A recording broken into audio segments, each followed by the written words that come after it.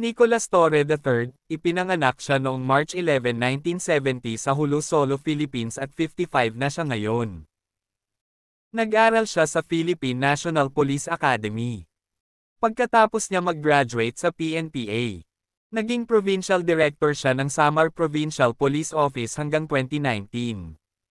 At noong January 2019 naging Regional Director for Operations siya ng National Capital Region Police Office or NCRPO. At noong June 16, 2024 ay naging Acting Director siya sa Davao Regional Police Office. Si Police Major General Nicolas Torre III ay mas kilala noong pinangunahan niya ang pag-aresto kay Pastor Apollo Quiboloy sa KOJC compound sa Davao City. At noong March 11 si Torre at si Chief Police General Romel Marbal kasama ang mahigit 300 na mga kapulisan ay dinploy sa NAIA Airport. Para i-anticipate ang pagdating ng dating Pangulong Duterte galing Hong Kong. Sa ngayon si Police Major General Nicolas Torre ay tinuturing ng mga supporters ng dating Pangulong Duterte na most hated person dito sa Pilipinas.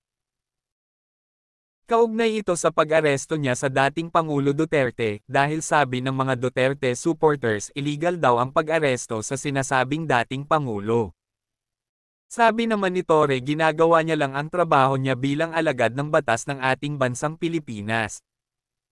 Sa ngayon nasa International Criminal Court, The Hague, Netherlands na ang dating Pangulong Duterte at haharapin niya ngayon ang kasong crime against humanity.